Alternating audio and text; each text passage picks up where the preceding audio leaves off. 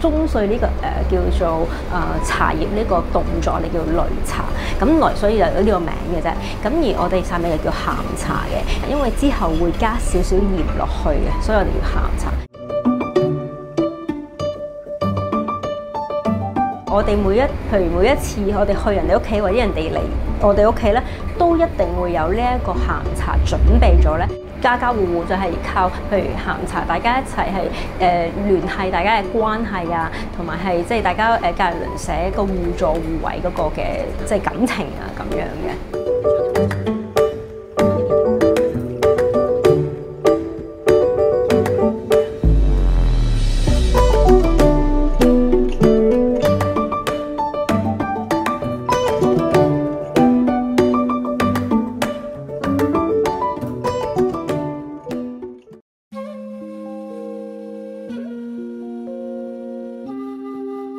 它就是一个生命体，它又是长辈的，又是一个智者的，又是朋友的，它也是一个你跟外界去沟通的媒介跟桥梁，是让别人走入你世界当中的一个最好的方式。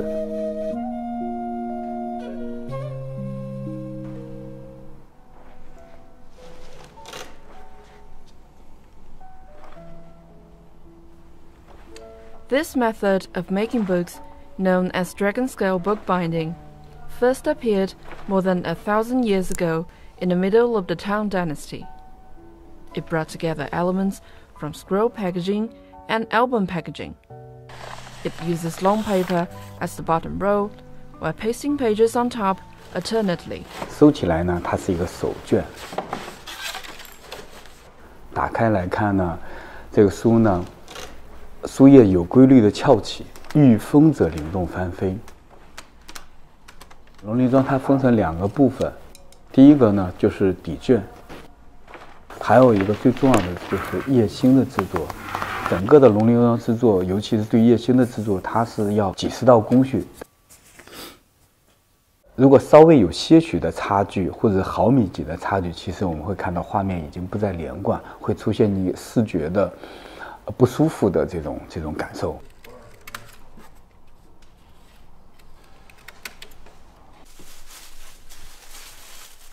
Zhang Xiaodong has loved making books since he was a child. 特别美。After graduating in 2008, he came to Beijing and got his first job at the Screen Printing Association. At that time, people's reading habits was slowly favoring e-books and online reads. He started to think of ways to preserve the future of paper books, and dragon scale bookbinding came to mind.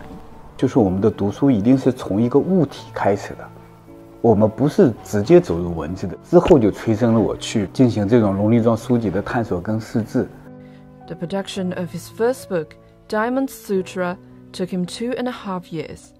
And his second book took even longer, as he kept innovating along the way.